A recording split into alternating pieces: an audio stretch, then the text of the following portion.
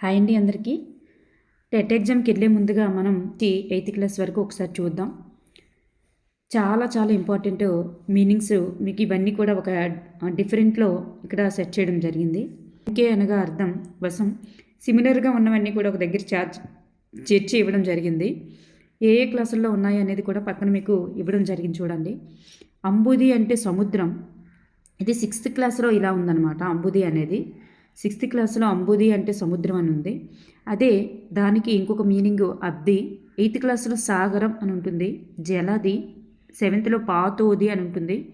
Again మళ్ళీ 6th మున్నీరు అని ఉంటుంది. చూడండి, అంబుది అంటే సముద్రము, అద్ది, సాగరం, జలది, పాతోది, మున్నీరు. నెక్స్ట్ అతుల అంటే సాటిలేని. అతుల అంటే సాటిలేని. నెక్స్ట్ అశ్వము. అశ్వము అంటే గుర్రము. అశ్వము అంటే గుర్రము. అసువులు.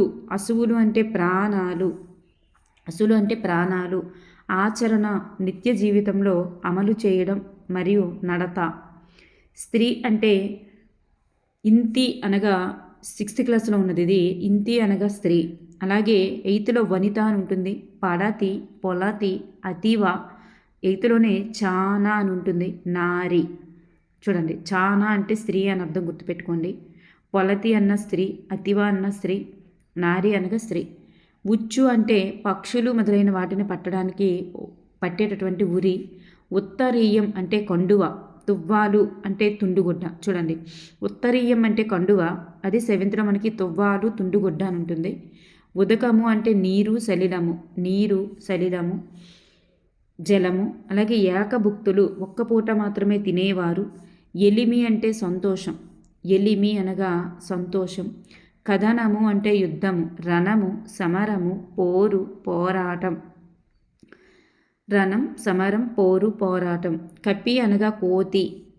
కాడు అనగా శ్మశానము. కాడు అంటే శ్మశానము. కావలి అనగా రక్షణ. కావలి అనగా రక్షణ. కాలయముడు అంటే ప్రాణాలు తీసేవాడు. కేరింత అంటే నవ్వు, సంతోషంతో చేసే ధ్వని. సంతోషంతో చేసే ధ్వని. కోటీరము. కోటీరము అంటే కిరీటము. కోటీరం అంటే కిరీటము. అలాగే కోటరము అని 8th క్లాస్లో ఉంటుంది. కోటరము అంటే తొర్ర. కోటి అని వచ్చింది అనుకోండి, కోటీరము అని వస్తే కిరీటము, కోటరము అని వస్తే తొర్ర. కోమలి అనగా అందమైన స్త్రీ. గిరాకీ అంటే వెల ఎక్కువ, కొనుగోలుదారులకు ఉండేటటువంటి ఆసక్తిని గిరాకీ అంటారు. చారెడు అంటే కొద్దిగా చెయ్యి వంచినప్పుడు ఏర్పడేటటువంటి పరిమాణం. కొద్దిగా చెయ్యి వంచినప్పుడు ఏర్పడే పరిమాణం. ఒక చేతిలో పట్టినన్ని అని అర్థం. అలాగే చిక్కం. చిక్కం అంటే తీగలతో అల్లి పశువుల మూతికి తగిలించేటటువంటి బుట్ట. జాగృతి అంటే మేలుకోవడం. డెందము అంటే హృదయము. తనూభవుడు అంటే మనకి ఇది ప్రకృతి వికృతికి కూడా వస్తుంది డెందము అనేది. తనూభవుడు అంటే కుమారుడు, తనయుడు, నందనుడు. దత్త అంటే ఇవ్వబడిన. దత్త అనగా ఇవ్వబడిన. ద్వీపం, ధనుజులు. చూడండి, చాలా ఇంపార్టెంట్ ఇది. ధనుజులు అంటే రాక్షసులు. ద్వీపము అంటే ఏనుగు. ద్వీపము అంటే ఏనుగు. కరి, గజము. అలాగే దీపము అంటే 4 వైపులా నీటితో చుట్టబడినటువంటి భూమి. 4 వైపులా నీటితో చుట్టబడిన భూమి.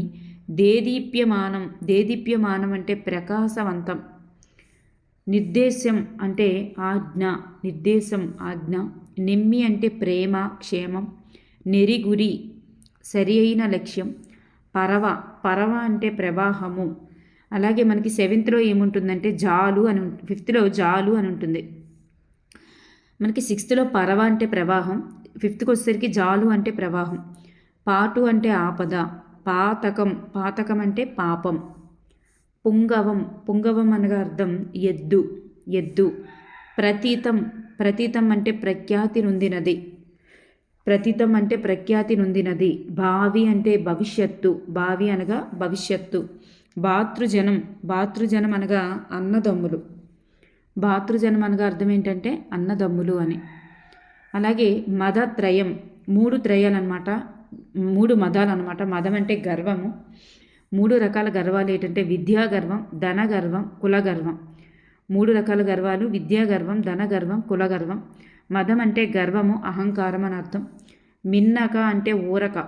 ఊరక అప్రయత్నం. మిన్నక అనగా ఊరక అప్రయత్నం అని అర్థం. అదే మీనింగ్తో మనకి సెవెంత్లో ఏమొస్తుందంటే రిత్త.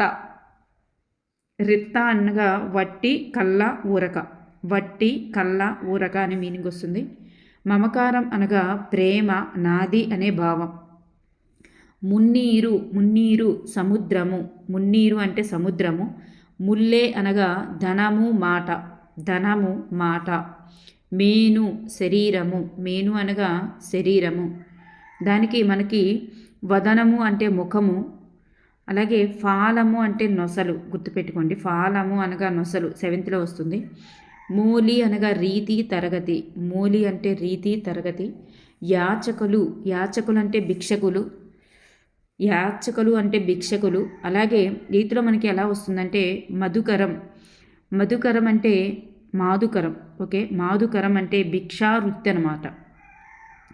తేనెటీగలను పోరిన నది అనమాట మాధుకరం అని అంటే. తుమ్మెద ప్రతి పువ్వు నుంచి తేనె సేకరించుకున్నట్లు ప్రతి ఇంటి నుంచి భిక్ష తీసుకునేటటువంటి విధానాన్ని ఏమంటారు అని అడగొచ్చు మనకి. దాన్నే మాధుకరం అని అంటారు. చాలా చాలా ఇంపార్టెంట్, ఇట్లాంటి బిట్లే వస్తాయి అన్నమాట. మనకి మాధుకరం మీనింగ్ అడగరు, మనకి కిందది ఇచ్చేసి అనగానేమి, దానికి ఈ క్రింది పేరుతో పిలువబడుతుంది అని చెప్పేసి అలా ఇస్తారనమాట. సో మనకి అప్పుడు రైట్ ఆన్సర్ ఏమవుతుందంటే మాధుకరం అనేది అవుతుందన్నమాట. నెక్స్ట్ వన్ చూస్తే రూకలు. రూకలు అనగా అర్థం ధనం. రూకలు అనగా అర్థం ధనం. చాలా ఇంపార్టెంట్, గుర్తుపెట్టుకోండి. లేసు అనగా సులభం. వ్రాత సమూహము. వ్రాత అనగా అర్థం సమూహము. విదూతము అంటే కనిపించబడినది. విదూతము అంటే కనిపించబడినది. బెరచు అంటే భయపడు. బెరచు భయపడు. వైరము అంటే శత్రుత్వము. వైరము అంటే శత్రుత్వము. వైరి అంటే శత్రువు. శిశుంపా వృక్షము. శిశుంపా వృక్షము ఇరుగుడు చెట్టు. ఇరుగుడు చెట్టు చాలా ఇంపార్టెంట్. సుంబత్. సుంబత్ అంటే ప్రకాశించే. సంఘాతము సమూహము గట్టి దెబ్బ. సమూహము గట్టి దెబ్బ. సంప్రదాయం గతం నుంచి పాటిస్తూ వచ్చినటువంటి నిర్దిష్ట ఆచారాన్ని సంప్రదాయం అంటారు. సంస్కృతి అంటే ఆచార వ్యవహారాలు, నాగరికత. సత్కవి మంచి కవి. సత్కవి అంటే మంచి కవి. సన్నుతి అంటే పొగడ్త. సన్నుతి అనగా పొగడ్త. గుర్తుపెట్టుకోండి, చాలా ఇంపార్టెంట్. సాధిక సారథ్యం. సుంత అంటే కొంచెం. సుంత అంటే కొంచెం. సువర్ణము అంటే బంగారము, పసిడి, కనకము, మేలిమి, పుత్తడి. ఇవన్నీ మీకు వినిన పదాలే. స్ఫూర్తి అంటే స్ఫురణం, ప్రకాశం. హితుడు అంటే మేలు కోరేవాడు. హితము అంటే మేలు అని గుర్తుపెట్టుకోండి. హితుడు అంటే మేలు కోరేవాడు, హితము అంటే మేలు. 7th క్లాస్కి వచ్చేసరికి అంకుశము. అంకుశము అంటే అడ్డు, ఆటంకం. అదే 8th వచ్చేసరికి అంకురం ఉంటుంది. అంకురం అంటే మొగ్గ, తొడుగు. అంకుశము అంటే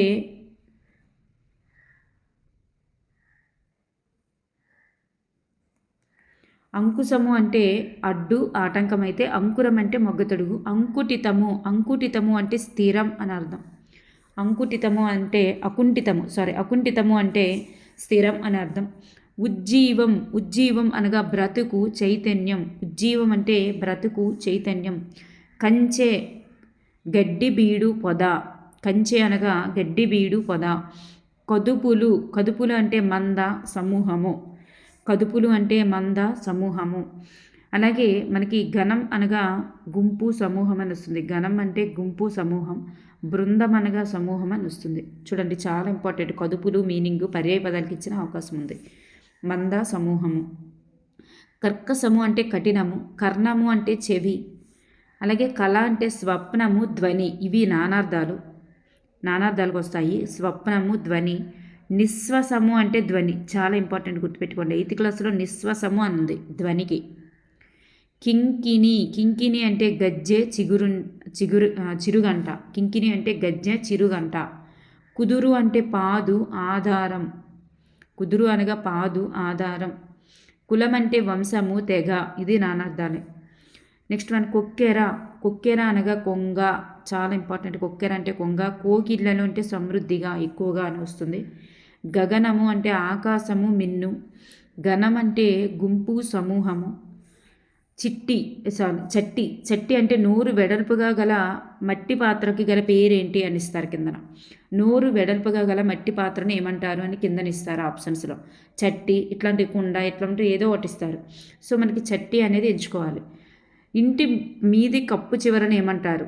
చూరు అంటారు. ఇట్లానే ఇస్తారు, ఇది ఇలా ఇస్తారు మనకి. ఇంటి మీది కప్పు చివరన ఏమంటారు? చూరు. జ్ఞప్తి, ఎరుక, గుర్తు. జ్ఞప్తి, గుర్తు, ఎరుక అనేవి జ్ఞాపకం యొక్క పర్యాయ పదాలు. అలాగే తత్వరత అంటే ఆసక్తి. తత్వరత అంటే ఆసక్తి. అలాగే దమనము అంటే అణచుట. దహనుడు అంటే అగ్ని. అనలుడు అన్న అగ్ని. ఇంగళము అన్న అగ్ని. చాలా చాలా ఇంపార్టెంట్ చూడండి. ఇంగళము అనే వర్డ్ మనం వినేది చాలా తక్కువ. దహనుడు అన్న అగ్నే, అనలుడు అన్న అగ్నే, ఇంగళము అన్నా కానీ అగ్నే. దళము అంటే సైన్యము, సేవ. దళము అనగా సైన్యము, సేన. దిగంధాలు, దిక్కుల చివర. దేవేసినట్టు అంటే త్రిప్పినట్టు. నెక్స్ట్ వన్, నల్గడలు అంటే 4 దిక్కులు. నల్గడలు అంటే 4 దిక్కులు. నెరసు అంటే మొక్కలు. నెరసు అనగా మొక్కలు. నెరుసు అంటే మొక్కలు. పరవశం అంటే తనకు తాను మరచుట. తనను తాను మర్చిపోవడమే పరవశం అంటారు. పరువు అంటే వ్యాపించు. పరువు అనగా వ్యాపించి, పరువు రూపాంతరం అన్నమాట ఇది. ప్రళయం అంటే భూమిపై ప్రాణులు నశించే కాలాన్ని ప్రళయం అంటారు. ఇది కూడా వ్యుత్పత్తి అర్థానికి వస్తుంది. చూడండి మనకి బిట్ ఎలా వస్తుందంటే, భూమిపై ప్రాణులు నశించే కాలానికి గల పేరేంటి? ప్రాణులు నశించే కాలాన్ని ఏమంటారని ఇస్తారనమాట. ప్రళయం గుర్తుపెట్టుకోండి. నొసలు, ఫాలము అంటే నొసలు. బీడు అంటే పనికిరాని మరియు వ్యర్థము అని అర్థం. మార్దవం మృదుత్వం. మార్దవం అంటే మృదుత్వం. రిత్త అంటే వట్టి, కల్లా, ఊరక. ఇది ఇంపార్టెంట్ అండి. రిత్త అంటే వట్టి, కళ్ళ, ఊరక. మనకి మిన్నక అని వచ్చింది, ఊరక అని 6th. ఇది 7th. రిత్త అంటే వట్టి, కళ్ళ, ఊరక. రౌద్రము అంటే భయంకరం. రోమందము అంటే నెమరు వేయుట. ఇంపార్టెంట్ గుర్తుపెట్టుకోండి. రోమందము నెమరు వేయుట. వాడ అంటే వీధి మరియు ఇళ్ళ వరుస. ఇది నానార్థమే. వాడ అంటే వీధి, ఇళ్ళ వరుస. వాసన అంటే సంస్కారం, అనుభూతి. వాసన అంటే సంస్కారం, అనుభూతి. అలాగే విపంచి అంటే వీణ. విపంచి అంటే వీణ. వీణులు అంటే చెవులు. వీవెన అంటే విసనగర్ర. చూడండి ఇంపార్టెంట్ ఇది. వీవెన అంటే విసనగర్ర. వైనలికుడు అంటే వేణువుతో జీవించేవాడు. వేణువుతో జీవించేవాడిని ఏమంటారు? ఇలా ఇస్తారు. వేణువుతో జీవించేవాడు ఎవరు? శ్రీకృష్ణుడు కదా. వేణువుతో జీవించేవాడు అని చెప్పేసి క్రిందన ఆప్షన్స్ ఇస్తారు. వైనలికుడు అని పెట్టాల్సి వస్తుంది. ఇది అనా అండి. వైనలికుడు అని పెట్టాల్సి వస్తుంది. నెక్స్ట్ సాబకం అంటే పిల్లి కోన. సాల్వము అంటే డేగ. సిబ్బంగి అంటే పునుగు పిల్లి మరియు కస్తూరి మృగం. పునుగు పిల్లి మరియు కస్తూరి మృగం అనే అర్థాన్నిచ్చే పదం ఏది అనిస్తారు. సిబ్బంగి, సాల్వము, సాబకము ఇట్లాంటివి ఏవైనా ఇస్తారు ఆప్షన్స్లో. ఓకేనండి. నెక్స్ట్ వన్, సంకల్పము అంటే కోరిక, చేయాలనేటటువంటి ఆలోచననే సంకల్పము అంటారు. సారెకు అంటే కుమ్మరి సారె. సారె అంటే యాక్చువల్గా చక్రము. సారెకు అంటే కుమ్మరి వాడి చక్రం. స్వాదు అంటే ఇంపైన, మధురమైన. సుమ్మా అంటే చూడుమి. సూర్యాత్మజ అంటే యమునా నది. చాలా చాలా ఇంపార్టెంట్ చూడండి. సూర్యాత్మజ అంటే యమునా నది. గౌతమి అంటే గోదావరి నది. సూర్యాత్మజ అనేది 7th క్లాస్లో ఉంది. గౌతమి అనేది 8th క్లాస్లో ఉంది. సూర్యాత్మజ యమునా నది, గౌతమి గోదావరి నది. నెక్స్ట్ 8th క్లాస్కి ఒకసారి చూద్దాం. అంచితం అంటే పూజింపబడినది అని అర్థం. అంబారి అంటే ఏనుగు మీద ఉండేటటువంటి పరుపునే అంబారి అంటారు. అలాగే కరి, గజము, ఐరావతము ఇవి ఏనుగుకి పర్యాయ పదాలు. భద్రగజము అంటే పుట్టపు ఏనుగు. చూడండి, భద్రగజము అంటే పుట్టపు ఏనుగు. గజ్జి అనగా ఆడ ఏనుగు. గజ్జి అంటే అర్థం ఏంటంటే ఆడ ఏనుగు. మనకు ఆప్షన్స్లో ఇవ్వచ్చు. ఏమని? గజ్జి అనగా ఏనుగు, పుట్టపు ఏనుగు, ఆడ ఏనుగు, మగ ఏనుగు అట్లాంటివి ఏమైనా ఇవ్వచ్చు. అప్పుడు గజ్జి అనగా ఆడ ఏనుగని మనం ఎంచుకోవాలి. భద్రగజము అంటే పుట్టపు ఏనుగు. ఓకేనండి. అగడత అనగా కందకము. అగ్రతాంబూలం అంటే మొట్టమొదటి గౌరవాన్ని అగ్రతాంబూలం అంటారు. అతిథి అంటే తిథి నియమం లేకుండా భోజనానికి వచ్చేవాడు. ఇది కూడా వ్యుత్పత్తార్థాల్లో ఇస్తారు. తిథి నియమం లేకుండా భోజనానికి వచ్చేవాడు ఎవరు అని కిందనిస్తారు. అతిథి. అవగుడు అంటే పుణ్యాత్ముడు. అవగుడు అంటే పుణ్యాత్ముడు. అలాగే అనిలంబు. అనిలంబు అంటే గాలి. అనిలము అన్న గాలి. నీ అని వచ్చిందనుకోండి, నీ అని వస్తే గాలి అని గుర్తుపెట్టుకోండి. గాలి. నీ అని వస్తే గాలి. అనలము అంటే అగ్ని. చాలా చాలా ఇంపార్టెంట్. అనలము అంటే అగ్ని. అనిలము అని వస్తే గాలి. అనిలము అన్న గాలి. అమరుడు అంటే మరణం లేనివాడు. మరణం లేనివాడు ఎవరు? అనలుడు. అలాగే దేవత అనేది కూడా మీనింగ్ వస్తుంది. అరచి అంటే విచారించి. అల్లన అంటే మెల్లగా. ఆగామి అంటే రాబోయే. ఆసువు అంటే చాలా వేగం కలది అని అర్థం. ఆసువు అంటే వేగం కలది. ఇంగలము అంటే అగ్ని. దానినే అనలము లేదా అగ్ని అని కూడా అంటాము. ఇనుడు అంటే సూర్యుడు. చాలా ఇంపార్టెంట్. భానుడు ఇనుడు. ఇనుడు అంటే సూర్యుడు. ఉపలము అంటే రాయి. ఉపలము అనగా రాయి. ఉల్లము అంటే మనస్సు. చాలా ఇంపార్టెంట్ వర్డ్స్ అండి ఇవి. ఉల్లము అంటే మనస్సు. ఉల్కా అంటే నిప్పు కణం. కదలి అంటే అరటిపండు. కదలీపాకం అంటే అరటిపండు. అంటే అక్కడ రసాల్లో ఉంటుంది కదలీపాకం అని గట. మనకి కదలి అంటే అరటిపండు. కరతామలకం అంటే చేతిలోని ఉసిరికాయ తేలికగా సాధ్యమయ్యేది లేదా మిక్కిలి స్పష్టమైనది. చూడండి, కరతామలకం అంటే చేతిలో ఉసిరికాయ వంటిదని, తేలికగా సాధ్యమయ్యేదని, మిక్కిలి స్పష్టమైనదని 3 అర్థాలు ఉన్నాయన్నమాట. Next one కాకతాళీయం. కాకతాళీయం అనేది జాతీయం అన్నమాట. ఇది కాకి వ్రాలగా తాటిపండు పడిన విధంగా. కాకి వ్రాలగా తాటిపండు పడిన విధం లేదా హఠాత్తుగా జరగడాన్ని కాకతాళీయం అంటారు. మనకి ఈ వర్డ్ ఇస్తారు. కాకి వ్రాలగా తాటిపండు పడిన విధానం సందర్భంలో ఉపయోగించే జాతీయం ఏది? హఠాత్తుగా జరుగుట అనే సందర్భంలో ఉపయోగించే జాతీయం ఏది అని. కాకతాళీయం is the right answer. Next one కిటి అనగా పంది. కిటి అనగా పంది. సూకరము వరాహము అన్నగాని పందే. కిటి అనగా పంది. చాలా చాలా ఇంపార్టెంట్, గుర్తుపెట్టుకోండి. కుటారము అంటే గొడ్డలి, గండ్రగొడ్డలి. కుటారము అంటే గండ్రగొడ్డలి. అలాగే కృతార్థుడు అంటే ధన్యుడు, కృతకృత్యుడు. కైమోడుపు అంటే నమస్కారం. కైత అంటే కైవనం. అలాగే కొదమ సింహం. వయసులో ఉన్నటువంటి సింహం లేదా సింగంని ఏమంటారంటే కొదమ సింగం. కోటరం అంటే తొర్ర. చెప్పాం కదా. కోటీరం అంటే ఒకటి. అలాగే కోటరం అంటే తొర్ర అని చెప్పుకున్నాం. నెక్స్ట్ వన్ కోణము అంటే అంచు, ఇంటిలో ఒక మూల. కౌమిది అంటే వెన్నెల. క్ష్మాతలం అంటే భూమండలం. కౌమిది అంటే వెన్నెల, గుర్తుపెట్టుకోండి. ఖగము అంటే పక్షి. పులుంగు విహంగము అన్నా కానీ పక్షే. గజి అంటే ఆడ ఏనుగు. గజము అంటే ఏనుగు. గర్భదరిద్రుడు అంటే పుట్టుకతోనే బీదవాడిని గర్భదరిద్రుడు అంటారు. గౌతమి నది అంటే గోదావరి నది. ఘర్మజలం అంటే చెమట నీరు.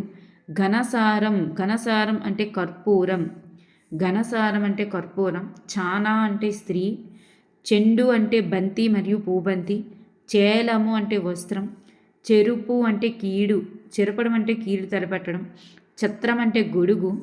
జపం అంటే ధ్యానము, లోలోన మంత్రాలను మననం చేయడం. జిజ్ఞాస అంటే తెలుసుకోవాలనే కోరిక. జోతలు అంటే జోతలు అనగా జోహార్లు. టెలిగ్రామ్ అనగా తంతి సమాచారాన్ని టెలిగ్రామ్ అంటారు. డస్సి అంటే అలసిపోవుట. డిగ్గ అంటే తటాలున. డిగ్గ విడిసి అంటే దిగవిడిచి. చూడండి, డస్సి అంటే అలసిపోవడం, డిగ్గ అంటే తటాలున, డిగ్గ విడిసి అంటే దిగవిడిచి. తబిసిపట్టు అంటే తపస్సు చేసేటటువంటి పక్షినికి గల పేరేంటి అంటే తబిసిపట్టు. తపస్సు చేసే పక్షినికి గల పేరు అని అడుగుతారు మనకి. తబిసిపట్టు అనగానేమి అలా అడగరు. సో తిల్లిగా అనగా దీపము. తెగటార్చు అంటే నశింపచేయు అని అర్థం. దివి అనగా స్వర్గము. దుర్గం అంటే కోట. చూడండి, దుర్గము అంటే కోట. ధృతి అంటే ధైర్యం. దరిద్రము భూమి. పంక్తి వరుస. పక్షము 15 రోజులు. పక్షం అంటే 15 రోజులు. పంచాక్షరి అంటే 5 అక్షరములు కలది. పంచామృతం అంటే 5 అమృతాలు. 5 అమృతాలలో లేనిది ఏదని అడుగుతారు. బిట్టు ఎలా వస్తుందంటే 5 అమృతాలలో పంచామృతాలు కానిది ఏది అని అడుగుతారు. ఆవు పాలు, పెరుగు, నెయ్యి, చక్కెర, తేనె. ఇందులో బెల్లం ఇచ్చేసి మనకి పంచామృతాలు లేనిది ఏదని అడగొచ్చు. సో గుర్తుపెట్టుకోండి. పట్టులు అంటే నెలవులు, పదం అంటే త్రోవ, పన్నగం అంటే పాము, పన్నగం అంటే పాము, పితామహుడు అంటే తాత, పినాకపాణి అంటే శివుడు, పినాకం పాని అందు కలవాడు. అలాగే పూప వయస్సు అంటే బాల్యం, పొంతపల్లి అంటే ప్రక్క గ్రామాన్ని పొంతపల్లి అంటారు. ప్రణామం అంటే కైమోడుపు అన్న నమస్కారమే, ప్రణామం అన్న నమస్కారమే. బాహుదర్పము అంటే భుజగర్వం, భద్రగజము అంటే పుట్టపు ఏనుగు. అలాగే భారతావని భారతదేశం, భారతి అన్న భారతదేశమే. అలాగే భవ్య చరితం శుభప్రదమైనటువంటి కథనే భవ్య చరితం అంటారు. బొబ్బ అంటే పెద్ద కేక అని అర్థం. భూషణం అంటే అలంకారం, భూషణం అనగా అలంకారం. మదం అంటే గర్వము, అహంకారము. మీకు ఆల్రెడీ 3 గర్వాల గురించి చెప్పాను.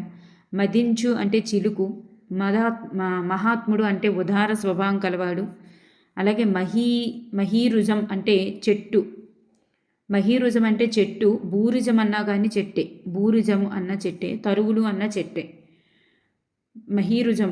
అలాగే మాధురి అంటే తీయదనం, మధుకరం అంటే ఆల్రెడీ చెప్పాను మీకు.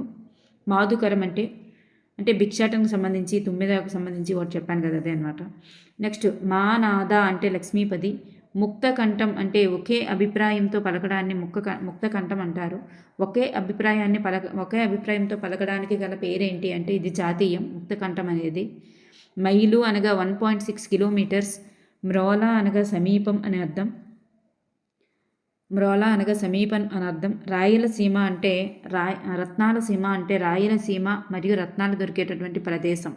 ఇది నానార్థాలన్నమాట. అలాగే వదావదులు అనగా అర్థం వక్తలు అనే అర్థం.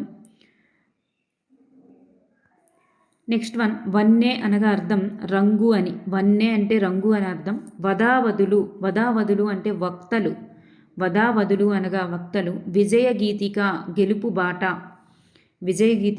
బాట. విన్యాసము అనగా రచన, ఏర్పాటు, కూర్పు. విభవం అనగా సంపద, సిరి అనగా సంపద, విభవం అంటే సంపద. విహంగము అంటే పక్షి. వైకంఠపాలి అంటే పాము నిచ్చెన ఆట, ఇది ఒక క్రీడా విశేషానికి సంబంధించినది. శర్కర అంటే పంచదార, మనకు తెలుసు కదా, చక్కెర శర్కర అని ప్రకృతి వికృతికి వస్తుంది, పంచదార. సమదృష్టి అంటే సర్వభూతముల యందు సమానమైనటువంటి చూపుని ఏమంటారంటే సమదృష్టి. సారయస అంటే శ్రేష్టమైన కీర్తి కలవాడు, ఇది వ్యుత్పత్తి అర్థం. శ్రేష్టమైన కీర్తి కలవాడికి గల పేరేంటి, కీర్తి కలవాడు ఎవరు అని అడుగుతారు. సారయస ఇస్ ద రైట్ ఆన్సర్. హలము అంటే నాగలి. సూనృతం అంటే ప్రియమైన సత్యమైన మాట అని అర్థం. హంసతూలికా తల్పం, మెత్తని ఏకలు పెట్టి కుట్టి సిద్ధం చేసినటువంటి పరుపును ఏమంటారంటే హంసతూలికా తల్పం అంటారు. హేళ అనగా ఆనందం, హేళ అంటే ఆనందం.